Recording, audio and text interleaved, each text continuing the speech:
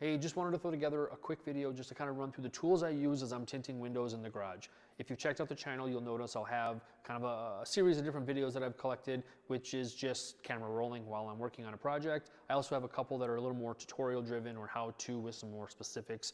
But in those videos, I didn't really break down the tools I'm using and what I use every day as I'm working on projects here in the shop. So I want to take this time to kind of circle back with some of the comments that I've gotten and just make a quick video to kind of run through my preference and what I've been using in the years that I've been doing all the vehicles that I now work on. From a spray bottle aspect, I use the 48-ounce capacity bottle, spray bottle. This is a Zep one, of course. I get it from Menards. Home Depot and Lowe's probably have a similar selection. With the 48-ounce size bottle, baby shampoo is what I've always used as my kind of slip. I also use it for my prep clean as well as my slip install, so I just use the same thing. 8 squirts is what I put in the 48-ounce capacity bottle. That's been a good ratio for me. I adjust it a little bit if I need to, up or down, with 1 or 2 different less or more squirts, depending on the time of year and how hot it is in the shop. That can kind of play a role. Start with the 8. I think it's a good suitable number, and you can adjust from there if you need. Tape measure. Basic, just to kind of get a prep how what size tint we need to cut off our bulk rolls if you're hand cutting these to fit. I keep these in my pocket. These are kind of really crucial. This is what's readily available at all times. Smart card, when I've got the tint on the outside, I'm trying to just lock it in place so I can get the initial kind of sizing of the roll down window. I'll grab this and I'll squeegee it down. If I'm also doing a prep shrink on the outside, this is what I'll use with heat to do that shrink.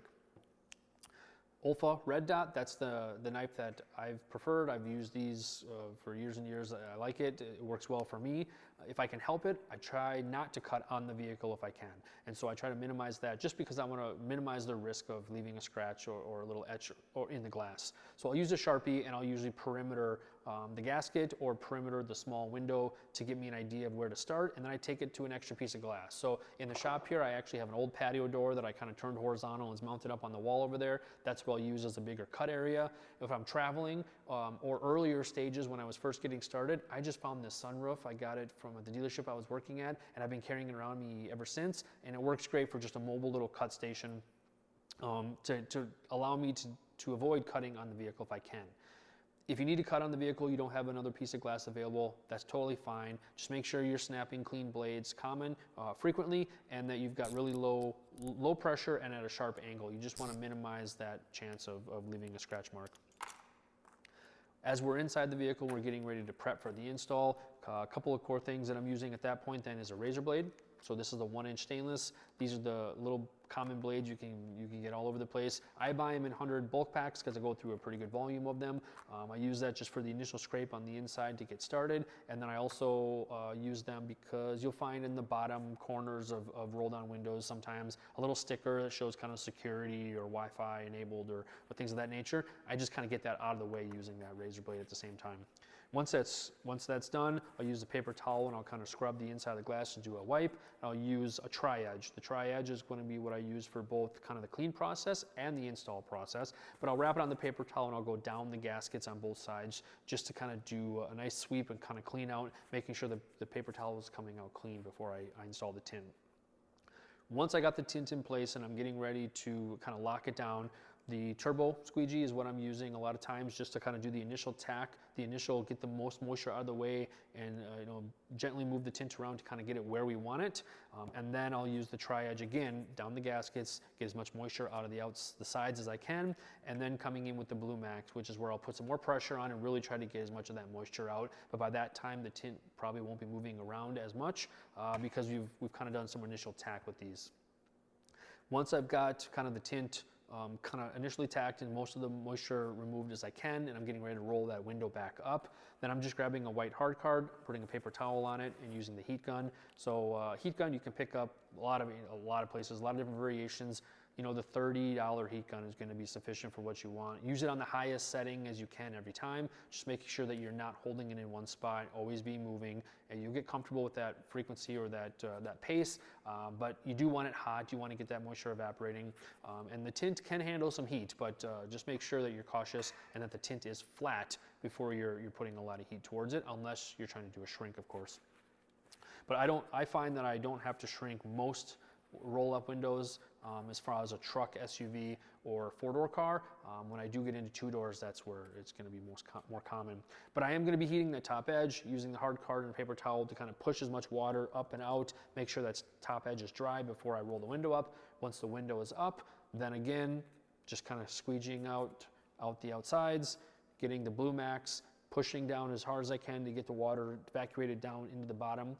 I'm using a bottom load, so usually the gasket's out of the way, it's clean and easy. So then I'm coming in with the heat gun again, and I'm using the card and pressing that bottom edge before I put that gasket back in and button everything up. That's my preference. That's how I've been doing it for a long time, and it's a great process to get started with if you're just learning, because it avoids one more obstacle that you have to do with the 2-stage method, which is get that bottom edge tucked under the gasket. If you remove that gasket, it just makes things a little bit easier, and it's one less thing to fight while you're in the initial stages of getting started. That's how I started, and now lo and behold, 1,000 vehicles later in 13 years, I still do it that way because I've gotten really good and efficient with it, and I just feel like I've got better quality doing it that way, so it's my preference. Shop towels on a roll, use the blue style. These are the Scott brand, and they do leave a little bit of lint if you're not cautious. You'll notice that it can leave little bits of lint, so they're not completely lint free, but it's far better than the normal white Bounty paper towels. Those leave a ton of lint all the time, so you have to be really careful with that if you were to use that. You can get these everywhere. This is what I would prefer. This is what I've used for a long time. And that's just kind of the final clean out. Afterwards, and everything's done, just microfiber towels. So I'll do a wipe down on the inside, wipe down the door panel, everything is then clean. And then when I'm prepping the outside, Invisible Glass is the glass cleaner that I use. This is kind of what I'm using when I'm finishing up the project, and I'm about ready to button everything up and pull it outside, and it works great. It's tint safe, even though I am usually using it on the outside. You just want to make sure that if you're doing any sort of cleaning on the inside, you're using an ammonia-free or tint-safe cleaner. Invisible Glass has kind of been my go-to. It's worked well for me. I install SunTech films. I've had a relationship with Eastman products, which is SunTech, Lumar, and I've been using this now for more than 10 years, and it's worked well for me. I started with the Standard Pro. That's kind of a premium dyed version, and it worked well for me the first number of years as I got going. Once I kind of learned carbon is really the staple that you want to get to avoid that fading or turning purple, I switched all my standard options to carbon. I don't offer anything less than that, just my personal preference. For the price point and being competitive, I don't worry about trying to get the cheapest material. You want to get a quality material. There's a lot of different tints on the market you can get your hands on at this point.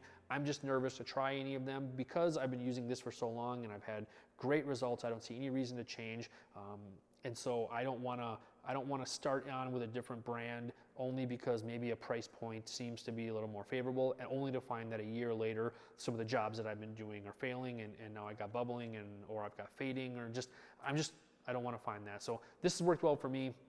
You do have to have a commercial account in order to purchase it. There's probably some distribution websites that might have SunTech available if you wanted to find it there. That might be true. I use 40 by 100 for most all vehicles that I tint, and like I said, I've been using this for a long time. Carbon is kind of my entry package, and then I go up to the CIR ceramic from there. So this probably got a little bit longer than I intended initially when I was gonna just put this video together, but I ran through kind of everything that I use just to kind of get the vehicles through the process on most standard applications, trucks, SUVs, cars, etc. There are some more unique kind of tools for different applications. This is more pertaining to just like the front roll down windows on a truck, SUV. That's typically what I'm focusing on right here at this spectrum. So if you have any comments or questions, reach out. I always try to respond when I see it and just follow back up. And hopefully this was a little bit helpful for you to kind of see. I haven't posted some videos in quite a while. I've just been busy, and I know that's not an excuse, but it's just a reality. And so I've been working on kind of cleaning up the shop here. I'm renting a bigger space, and do intend to get more active with the camera again because it is beneficial, and I see a lot of positive feedback when I share. So hopefully this was helpful. Reach out if you have any questions.